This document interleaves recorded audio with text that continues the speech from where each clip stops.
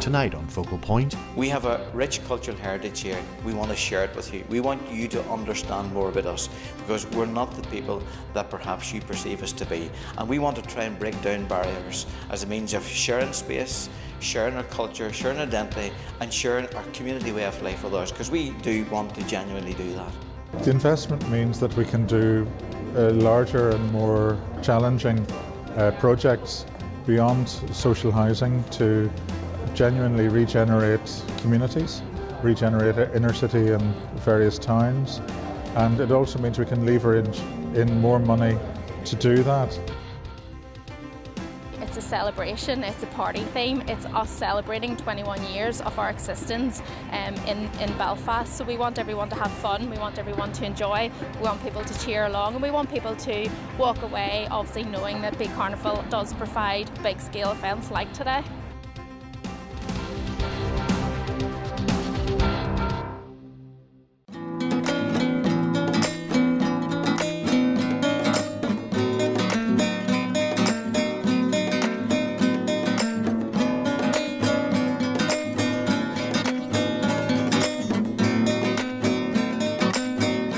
This is a permanent exhibition space, has been developed through the help of obviously the Peace 3 funding. We did have a small exhibition space previously on this site, but we've been able to show a lot more of our collection in a professional and manner to balance the needs of access to the collection but also conservation.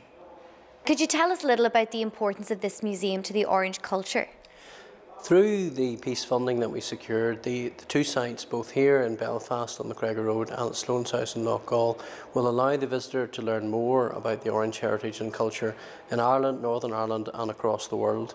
It's important that as Northern Ireland moves forward, we continue to understand our shared heritage and shared history. Through both sites we will look at the early history and development of the Orange institution, obviously in the Armagh-Tyrone border, and also at this site in Belfast, the wider world development of Orangism down through the centuries. So we hope that this will provide the visitor with a lot of the unknown aspects perhaps of Orange history in the past, and we hope to open all our collections right through from the 17th, the material head from the 17th century, right through to the present day, open to the public. Is it a facility that you think is necessary to the Northern Irish public? I think so. I think explaining aspects of culture and heritage that play a significant role in Northern Ireland should be better understood, and hopefully this will have a lasting legacy in terms of community interaction, both between and within communities, and also a legacy for peace and reconciliation development. Could you tell us a little about your role as the Community Education Officer? The role within community education outreach is about trying to engage with the broader spectrum of the community, be it schools, community groups, history clubs, just any available groups that are out there who want to learn more about the Orange Order. So it's a very broad remit, and not only to work with the schools from an educational point of view to ensure that we fix our projects that meet to the criteria of the national curriculum. We also have a broad-based community education programme which is quite broad-based and talks about the general what is the Orange Order, as well as not only facilitating talks to community groups, we also provide a broad range of exhibitions for use in public space. I believe that you're hoping that all sections of the community will visit this museum. What are you doing to support this? Well, we've always had a very engaging education programme. It's a very innovative programme. It's quite unique in the sense that the most supportive and interactive part of the education programme is that with the maintained school sector, which is traditionally Roman Catholic. So our engagement is much more with the maintained school sector than it would be, unfortunately, with the controlled school sector. So we'd like to try and rectify that situation. We'd like to try and encourage more controlled schools to come into our environment. But this museum presents a wonderful opportunity for the broader community to engage more with the Orange Order, to learn more what it's about in a very safe environment where they can learn the history, the backdrop, the formation of the Orange Order, the cultural traditions associated with it, the musical experience, which is very, very broad and very rich cultural identity, as well as learning more about what happens beyond the lodge room door. And we're in a very appropriate room at the moment where the visitor can get the ultimate visitor experience of learning what really does happen beyond the Orange Hall door, and what or how does an Orange Lodge function on a monthly basis.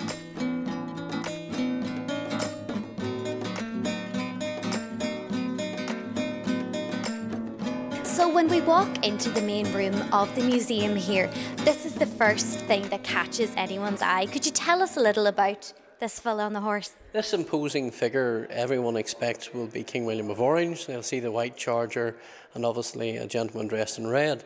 It's actually not. It's modelled on one of Sir Neil O'Neill's dragoons, and they held the south side of the River Boyne at Rossnaree to try and hold the Jacobite left flank against the Williamites during the Battle of the Boyne.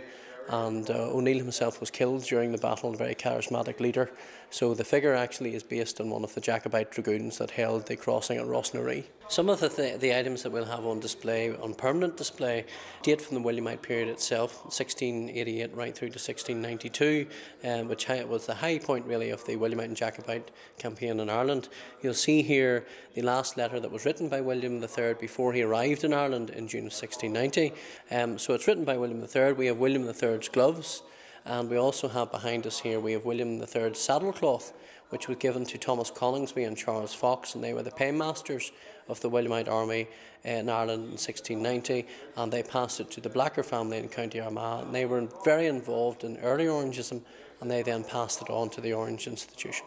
And I believe that there's something on display here that might interest football fans all over the world. Yes, we have in the red and black is George Best's Junior black collaret that was given to us by the Best family, and it's on pride of place in display along with our other items from across the world associated with the Orange Institution. This is one of the signature pieces for the main exhibition area, and it's a world interactive map that shows where Orange Lodges continue to meet today across the 9 Grand Lodges in the world, but also where Orange Lodges used to meet in the past. Each country here is numbered, and it'll give you an idea of the spread of the worldwide Orange movement down through the centuries.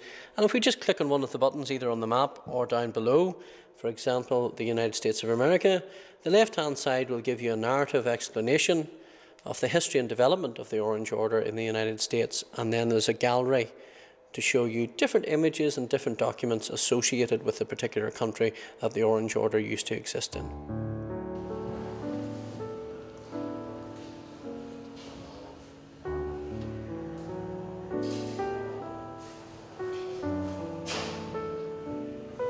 Could you tell us a little about the background of the memorial window? The memorial window has been designed and dedicated to the memory of the members of the institution who were murdered during the course of the most recent Troubles. So we wanted to try and capture an image or images that best reflected the institution and the members who lost their lives during the course of the Troubles. So central to the window is that of the logo or identity of the committee, and that is the main structure of it is based around the theme of the white cross. Draped around the shoulders of the cross is that of the orange collaret, the identity of the institution when on public procession or parade. Then here at the bottom you've got the Grand Orange Lodge of Ireland insignia, and really to finalise the window and to give the scripture that the members thought it was necessity, we chose a very simple verse from scripture from the Bible, that being faithful unto death, taken from the book of Revelation 2:10. We're very proud of this window, but this window we think captures Northern Ireland. You've had a very extensive media campaign for the launch of the museum. I think it's important for people to understand that the Orange Order is just not a marching tradition. Unfortunately, perceptions out in the broader community have this notion in their head that the Orange Order is all about the 12th of July. And that's unfortunate that is the case, because outside of the 12th of July, we have a very rich community of people. We do anything from fundraise for general charities. We're in our own right a Protestant fraternal organisation. We support one another and we support people outside of our tradition as well. And that happens beyond throughout the year, and not to mention the 12th of July. So we don't just march. We're not just a march and cultural tradition. We fundraise, we have community activity, we have women's clubs, we have history projects, we support our young people. Our halls accommodate many bands where young people can learn the tradition of flute, pipe, drumming, accordion, and we present all of those opportunities as part of our engagement with our own community. So it's important through the advertising campaign to get the message out that, you know what, we have a very rich cultural heritage and we want to share that. We want to share it with everybody, people who are just not Protestant or Unionist. We want to share it with everybody to get them to understand who and what and why we're all about, because we do genuinely want to share the future. There was an incident earlier in the week where a billboard was asked to be removed from a predominantly Catholic area. Do you think this shows that the Orange culture has a way to go before it's accepted? No, I think it shows and demonstrates there's a way to go for the community to accept the Orange Order for who they are and what they are. It's unfortunate that a sizable number of people in the community feel the necessity to object even to a billboard promoting a museum, and I think it just demonstrates their level of intolerance towards a viable group within civic society. So I think it's more to do with their attitude as opposed to us. The drive and the ambition of the marketing campaign was to genuinely say to people, we have a rich cultural heritage here. We want to share it with you. We want you to understand more about us, because we're not the people that perhaps you perceive us to be. And we want to try and break down barriers as a means of sharing space, sharing our culture, sharing identity, and sharing our community way of life with others, because we do want to genuinely do that. What unique experience should visitors expect from this museum? Essentially, we will put on display as much of our collection as possible. So a lot of the things and perceptions that people have about the institution hopefully will be answered as they explore the various audiovisuals, the interactives, and see a lot of the cultural and material heritage of the institution as it's on display. We have the Paymaster General's Book of Accounts on permanent loan from Belfast City Council, and it has been digitised, and there will be an interactive here for members of the public to use to search through that and look at those officers, those suppliers, the hospitals and all that received money during the Williamite and Jacobite Wars in Ireland. Some of the facts that we're imparting in that are quite interesting and may challenge people's perceptions about the Orange Order.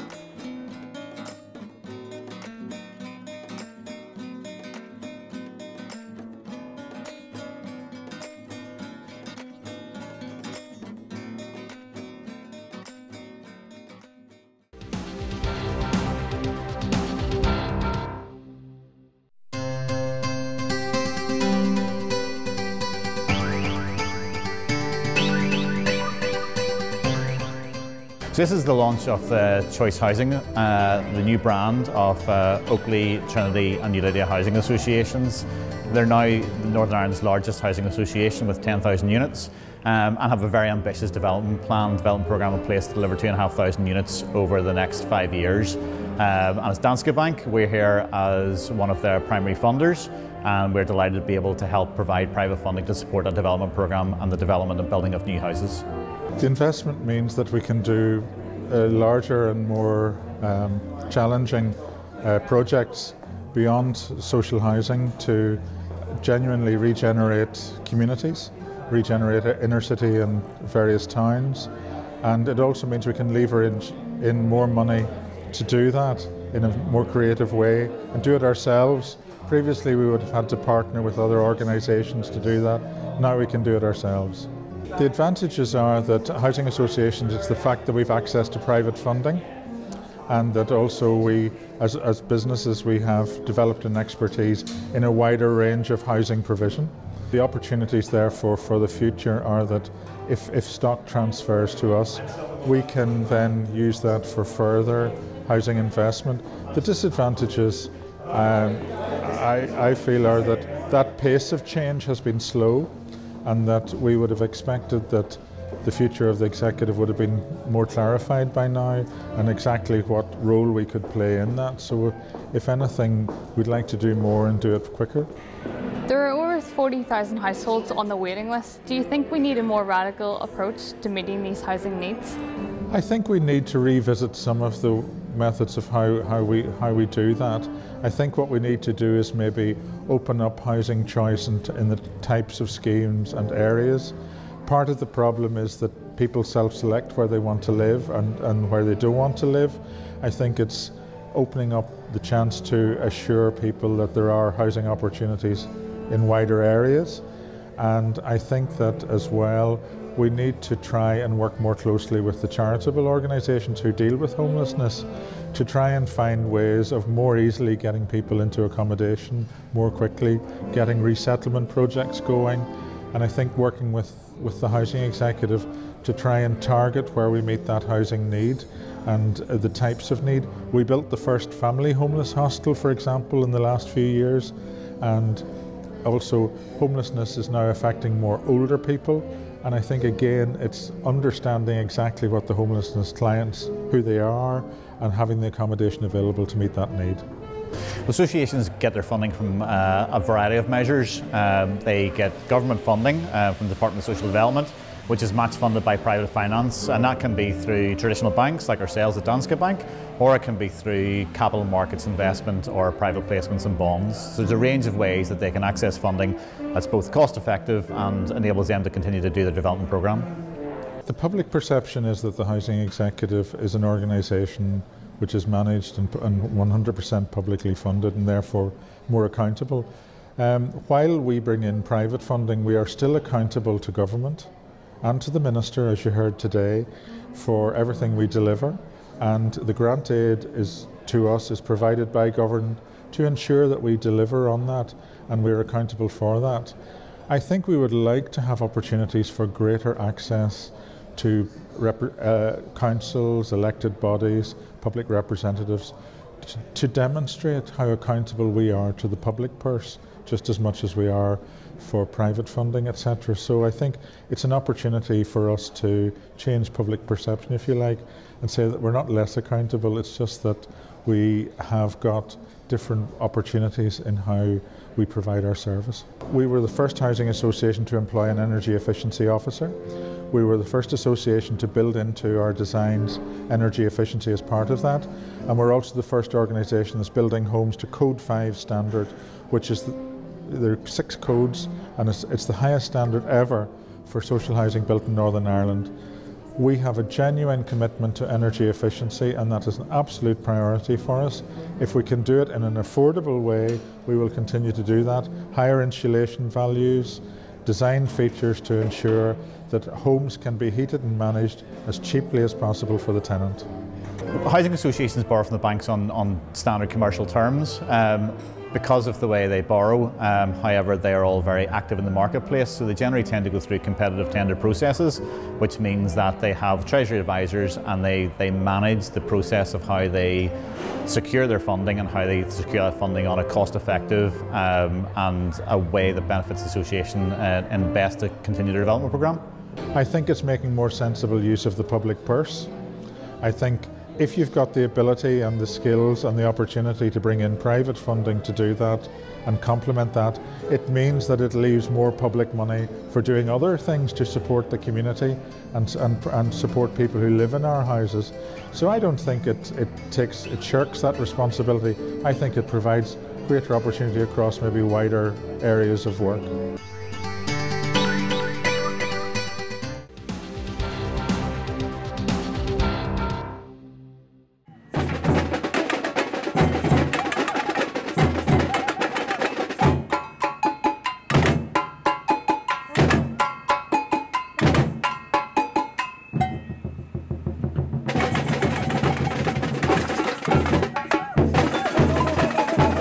Today, Custom House Square Beat Carnival is celebrating their 21st anniversary by having a Let's Party parade. Basically what we want today to be about, it's a celebration, it's a party theme, it's us celebrating 21 years of our existence in Belfast. So we want everyone to have fun, we want everyone to enjoy, we want people to cheer along, and we want people to walk away obviously knowing that Beat Carnival obviously is and has been obviously a carnival arts organisation that does provide not only carnival drumming and in-house programmes but also big scale events like today. Most of the performers are from Belfast. We also have people from outside Belfast as well, all different parts of Northern Ireland. We have 10 carnival bands. The carnival bands come from Belfast, Northern Ireland, and we have some coming from the Republic of Ireland and also UK as well. So there's quite a wide spread of people as well. We also have a community participant section where obviously people come from different community areas as well across the city. Rhythms of the City regularly plays carnivals, all over the country. So our set, the way that we play music is with Brazilian drums, but any type of music. So there's actually some Elton John, Chaz and Dave, things that people can sing along to in the street, as well as some Brazilian songs.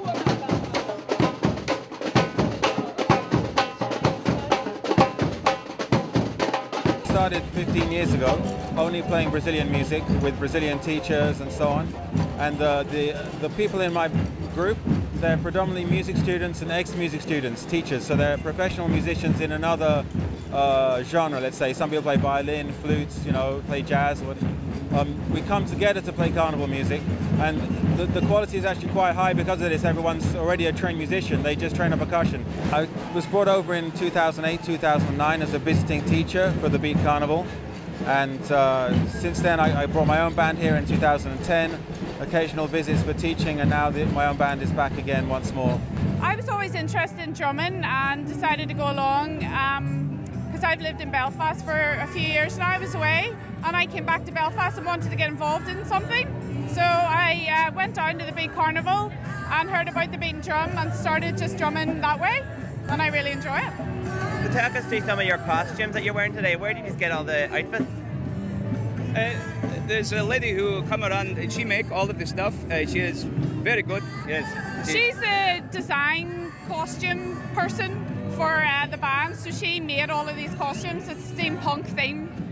Today I was leading the parade at the front with a banner with another guy, Lennon, and it was so much fun.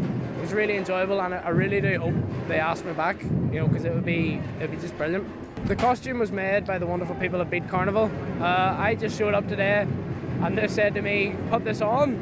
I was like, okay. And as you can see, it's a work of art. They're brilliant over there. They make some amazing things. I've been over the workshop, and you'll walk in and you'll look around and you won't believe it. Like, it's unbelievable. It was a great atmosphere. There was a lot of people. It's a nice sunny day, so a lot of people came out. There were loads of different ages. There were some children who were a bit too shy to wave, and there were some who were all for it. And there were even some elderly people out waving, and it was nice to see that everyone of all ages could get involved. I was one of the pirates in the pirate choir following the pirate ship. It was just amazing. It was just people just wanted to join in with it, and little kids dancing away with the music, and just everyone just seemed to enjoy it. I guess it kind of shows the kind of level of the arts and things that are there in Northern Ireland, and that there are people who are talented and can create such amazing things like this. How did you become involved with the Beat Carnival parade? I'm a member of the Stuart Salmon Bands, who they're part of this parade, and then they just asked me if I wanted to play for them. I was like, yeah. And what was the atmosphere like today out on the streets of Belfast? It was really, really good. I think the sun helped a lot. It's really nice and sunny here, and there's so many people, lots of people out there in their shopping who didn't really know what's going on, and then just stumbled upon it, which is really nice. So it's really, really good. What advice would you give to someone who maybe was watching the parade today and is intrigued to find out how to get involved? So it's just a matter of kind of looking on the internet. I'd say it'd be a good place on one of maybe the Department of Arts website or something, Arts and Culture. You can find out loads of stuff there, and it's all free to go to. Basically, we'd love people to get involved in the work. There's many a thing they can get involved in. From, as I said, there's our tiny beat and junior beat, which is for our young children and young people. There's also our samba band drumming in-house, and there's also our street dance, and we also do other dancing programs all year round. If anyone is interested, we have a very active website on Facebook, so it's beatcarnival.com, or find us obviously on Facebook or Twitter, or just make contact and call the Carnival Centre and just ask. We'll be very much open to take calls. And